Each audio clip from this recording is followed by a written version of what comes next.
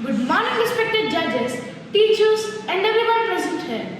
Today, we, Sakshan Gandhi and Asmita, are here to present our innovative science model titled All-in-One Air Treatment and Waste Energy System. Our model provides an integrated solution to two of the most serious environmental issues, air pollution and biodegradable waste management. By combining air purification and energy generation in a single system. Part 1. Air Treatment System. The air treatment unit of our model is designed to purify polluted air using a combination of mechanical, chemical and biological filtration techniques. It consists of 5 layers, each serving specific purpose.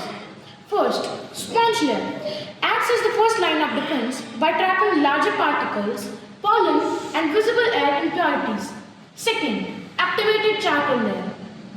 Activated charcoal consists of micropores which absorbs harmful gases like carbon monoxide, sulfur dioxide and nitrogen oxides.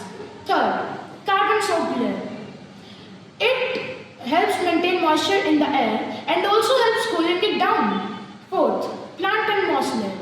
Living organisms such as plants and moss absorbs carbon dioxide and releases oxygen in the air through the process of photosynthesis.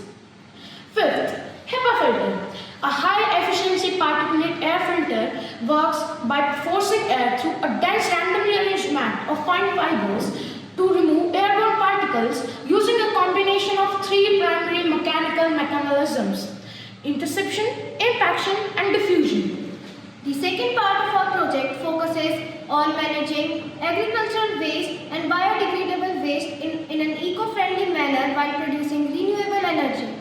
After every crop harvest, a large amount of plant residue and organic matter is usually burned, producing air pollution. But in our system, instead of burning it, we use it as raw materials for biogas and biofuel production. Here's how it works. The dry crops is mixed with water to create a semi-liquid mixture known as slurry. The slurry is then placed in fermentation tank where it undergoes a process by anaerobic bacteria in the absence of oxygen. During this process, biogas is generated which mainly contains methane and carbon dioxide. The biogas is stored in the chamber and then pressurized to use as a clean fuel in cooking, heating and lighting. The biogas can also be used to rotate a turbine which generates electricity, as turbine is connected to a small power generation unit. The biofuel generated can be used in the running vehicles.